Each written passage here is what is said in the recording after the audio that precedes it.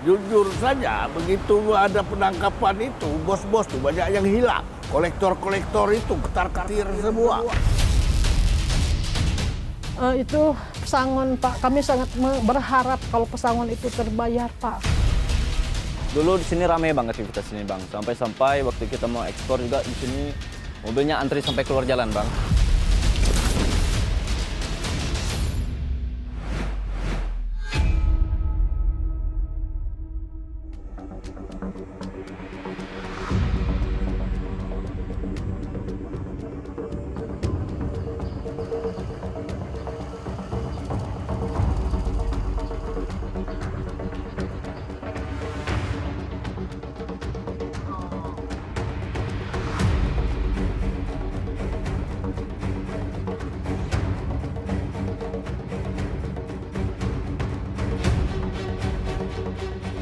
Kasus tata niaga PT Timah Tbk begitu menyedot perhatian publik di tanah air. Tidak cuma soal nilai kerugian negara yang jumbo, namun juga menyeret banyak tersangka. Hingga kini, sudah ada 23 orang diseret dalam kasus ini.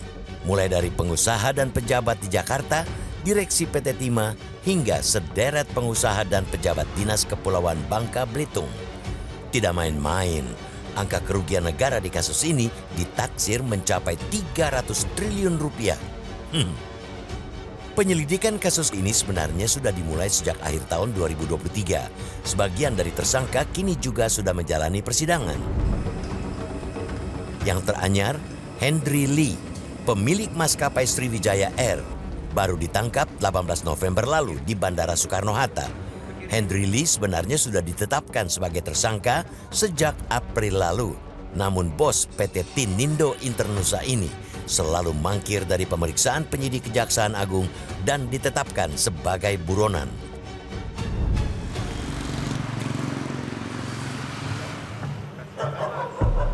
Hingga kini, 8 bulan sudah smelter timah di Bangka Belitung disegel. PT Sariwiguna Bina Sentosa milik Robert Indarto di kawasan Bukit Intan, Kota Pangkal Pinang tidak beroperasi. 5 aset terkait perusahaan ini disita oleh Kejaksaan Agung. Di kawasan yang sama, smelter milik Suwito Gunawan yaitu PT Stanindo Inti Perkasa juga tidak beraktivitas. 9 aset milik Suwito turut disita oleh penyidik. Totalnya tidak kurang dari 187 aset telah disita. Sebanyak 66 rekening yang terkait kasus ini juga diblokir. Tidak terkecuali CV Venus Inti Perkasa di Desa Air Hitam, Pangkal Pinang ikut mati suri. Smelter timah milik tersangka Thamron ini juga dipasangi spanduk sita Kejaksaan Agung. Dulu di sini ramai banget aktivitas sini, Bang. Sampai-sampai waktu kita mau ekspor juga di sini mobilnya antri sampai keluar jalan, Bang. Sampai ngejebrang jalan. Terus Abang lihat sendirilah aktivitas sekarang sini, bangunan pada roboh. Terus aktivitasnya pada sepi semua. Alat-alat pun sudah rusak semua, Bang.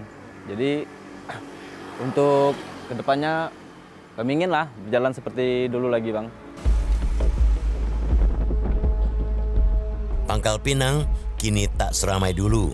Kota beribu senyuman ini seakan kehilangan gairah.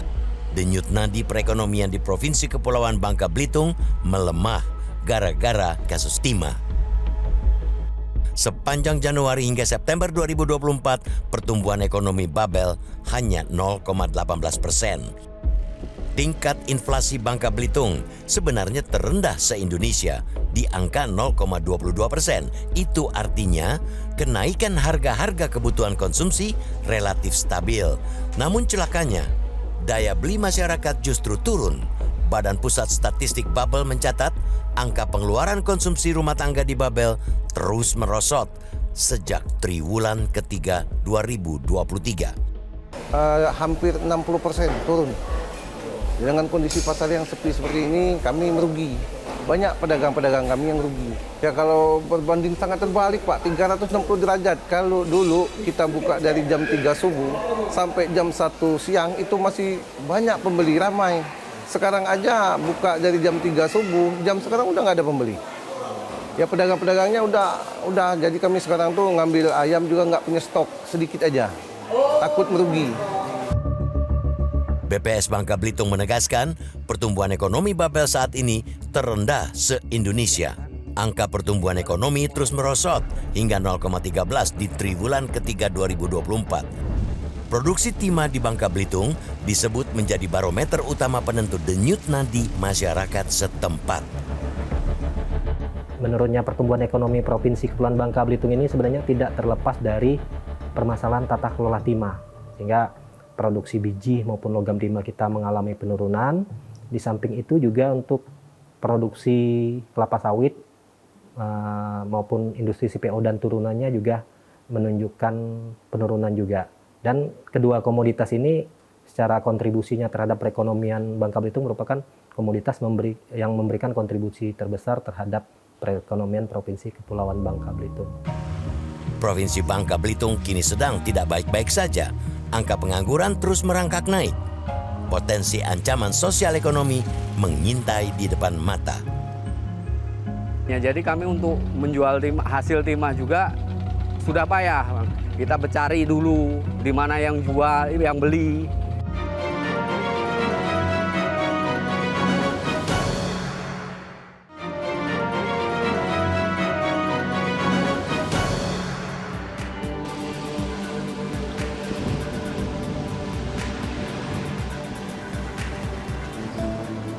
Siapa yang tak kenal Kepulauan Bangka Belitung?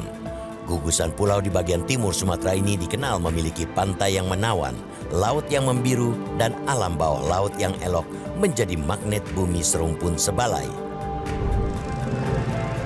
Namun keelokan alam ini nyatanya masih kalah kesohor dibanding timah. Bangka Belitung lebih dikenal sebagai produsen timah terbesar ketiga di dunia, dan cadangan timah Babel bahkan meliputi 23% cadangan dunia. Itu sebabnya tidak aneh timah menjadi urat nadi kehidupan masyarakat Bangka Belitung. Sejak ratusan tahun, turun-temurun penambangan timah berlangsung di sini hingga membentuk wajah sosial dan ekonomi Bangka Belitung saat ini.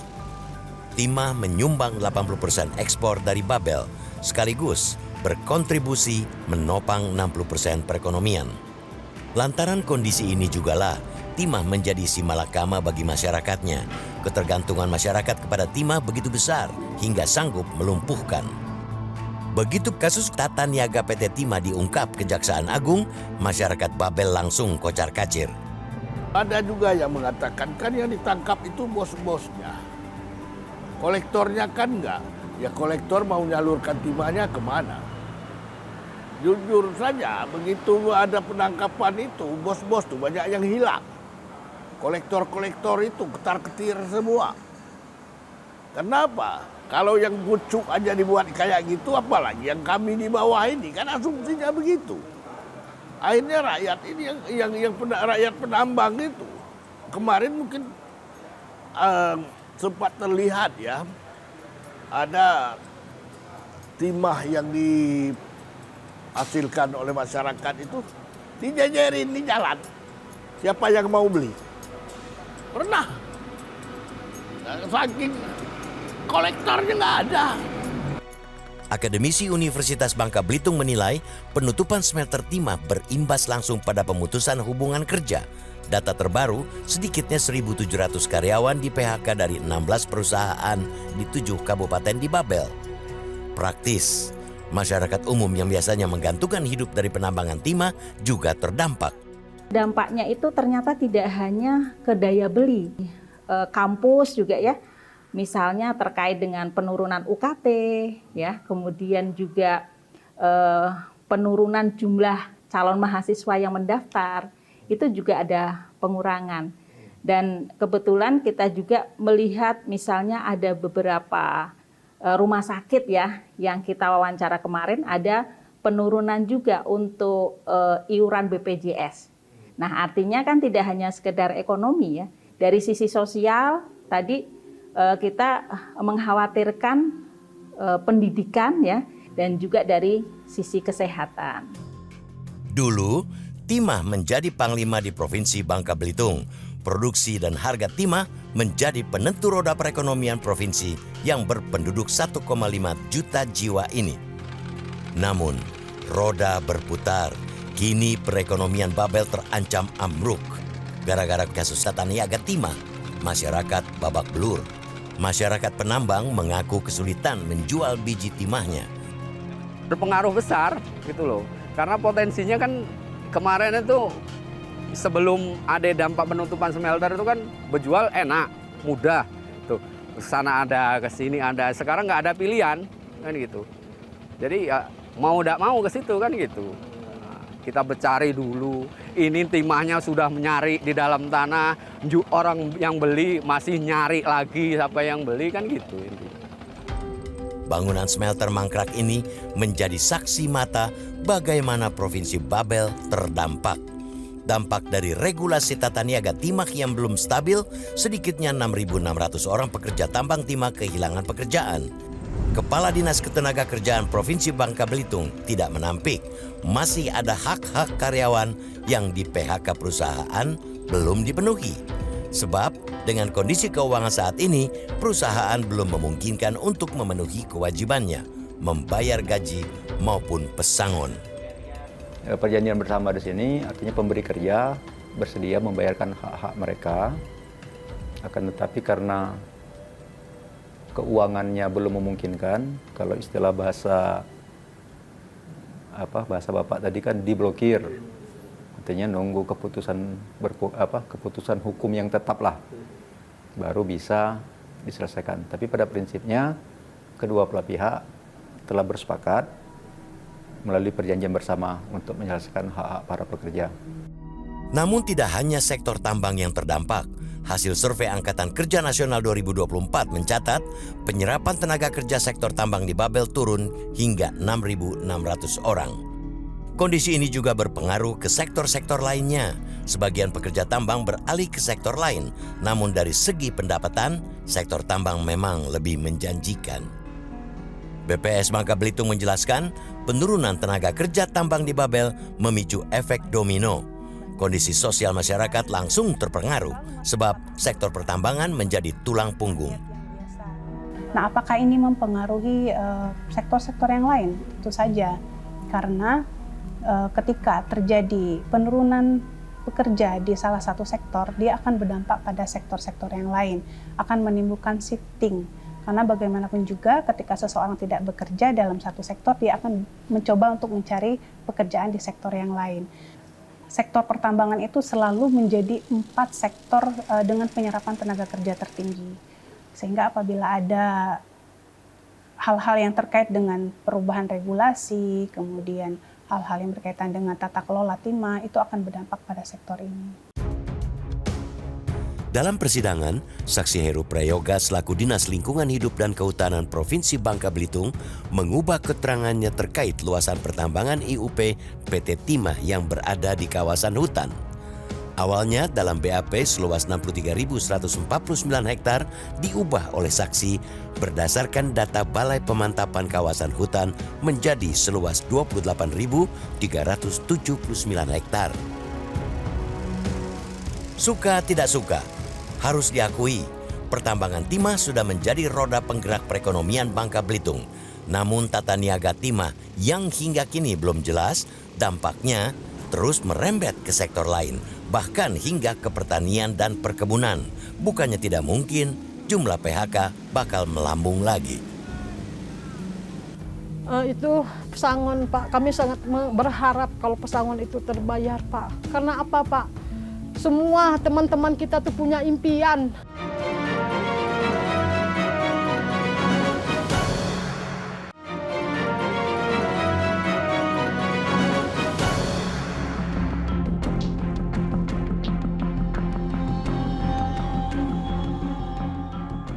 Tidak ada lagi asap membumbung dari cerobong. Tidak ada lagi suara mesin menderu dari dalam pabrik. Sudah 7 bulan lamanya, ratusan karyawan pabrik minyak kelapa sawit ini tidak lagi bekerja. Pabrik minyak sawit milik Tamron, salah satu terdakwa kasus tata niaga timah ini, ditutup sejak Mei lalu. Buntut dari pemblokiran rekening perusahaan miliknya, 2 pabrik minyak sawit milik Aon tak sanggup beroperasi. 600 orang karyawannya tidak bisa bekerja lagi. Kini Eko dan rekan-rekan sejawatnya kehilangan pekerjaan yang sudah 10 tahun terakhir ia geluti. Kalau dulu jam-jam segini banyak sekali aktivitas, karyawan yang masuk kerja, keluar pergi, terus para pensuplai buah datang, mobilnya parkir di sini, di sebelah situ. Sehari kita bisa ratusan mobil yang mengantar buah ke sini. Cukup ramai aktivitas di sini. Biasanya deru-deru mesin ini berbunyi sekali itu, hampir 24 jam. Tapi sekarang sunyi, tidak ada kegiatan lagi. PHK juga dirasakan oleh Komaria. Hingga kini mantan karyawati yang sudah bekerja selama 12 tahun ini masih menunggu kesanggupan perusahaan membayar pesangon. Ibu dari 4 anak ini harus bersabar di tengah gempuran kebutuhan ekonomi sehari-hari. Itu pesangon, Pak. Kami sangat berharap kalau pesangon itu terbayar, Pak. Karena apa, Pak? Semua teman-teman kita tuh punya impian, pengen punya rumah. Alhasil pinjam uang di bank, Pak. Pinjam uang setahun 2 tahun, akhirnya sirna, Pak. Tidak bisa membayar. Akhirnya mau bagaimana lagi?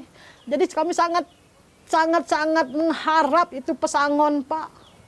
Untuk bayar yang kredit-kredit yang lainnya, hutang kita yang harus kita bayar. Fakta ini tidak ditampik oleh pihak perusahaan. Kewajiban belum dibayarkan lantaran tidak memiliki kesanggupan keuangan. Manajemen tidak bisa berkutik. Rekening perusahaannya diblokir oleh penyidik.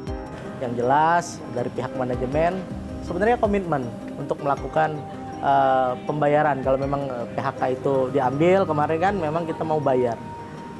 Pihak perusahaan pengen membayar gajinya maupun pesangon ya. Cuma yang jelas karena adanya pemblokiran terhadap rekening perusahaan, di mana kalau kita ibaratkan darah itu darahnya nggak ada ya jadi bangkai gitu loh kan. Nah kita mau bayar uangnya nggak ada, uangnya diblokir oleh pihak Kejagung. Ya sampai saat ini kami nggak punya opsi-opsi terbaik. Sebelum ditutup, pabrik milik PT Mutiara Alam Lestari sanggup memproduksi minyak sawit mentah sebanyak 75 ton per jam. Per hari, pabrik menghasilkan hingga 1.800 ton minyak sawit. Dampak dari penutupan, kini pengepul harus menyetor sawitnya ke kabupaten tetangga di Bangka Selatan. Pengepul harus merogoh kocek lebih dalam untuk biaya operasional. Sebab selain harus menempuh jarak ratusan kilometer lebih jauh, mereka harus menunggu antrean lebih lama untuk bongkar muatan sawit. Dulu waktu pabrik MAL atau MHL yang buka, udah lebih gampang kita menjual hasil panen. Ya, apalagi kita sebagai pengepul lebih gampang, seharinya 2-3 rit boleh, bisa. Tapi kalau sekarang 2 hari 2 malam baru 1 rit dapat. Nah, jadi kita pengepul banyak rugi. Nah, jadi banyak rugi, banyak makan waktu, banyak itu biayanya, kosnya lebih besar kita ngantar. Mana antrinya sampai 1 hari, kadang-kadang tuh 2 hari 2 malam, maka itu buahnya banyak restan, banyak disortir gitu. Panut, petani sawit di kawasan Koba, juga mengaku kesulitan menjual tandan buah segar miliknya. Sawitnya kini banyak kena sortiran, sebab pengepul lebih pilah-pilah sawit agar tak busuk di perjalanan. Betul Pak, betul. Nah, karena sekarang buah raya, jadi terpaksa di pabrik kemanapun, dibuang ke setor kemanapun, tetap akhirnya penumpukan buah di perusahaan tersebut. Jadi terjadi penyutiran buah Pak. Jadi akhirnya kami petani lah yang dapat susah. Akhirnya potongan besar, sutirannya pun banyak. Dampak dari penutupan 2 pabrik minyak sawit Juni lalu, petani sawit ramai-ramai berunjuk rasa di Kejaksaan Tinggi Bangka Belitung. Mereka meminta solusi untuk dampak ekonomi yang dirasakan. Pemerintah provinsi mengaku tidak tinggal diam dengan kondisi saat ini. Ancaman perlambatan ekonomi Bangka Belitung sudah dipelupuk mata.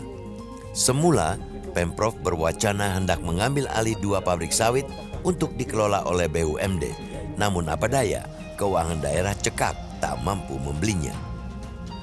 Dan terkait dengan BUMD masih kita pendalaman karena memang selain dari aspek legal tadi, status tadi ya.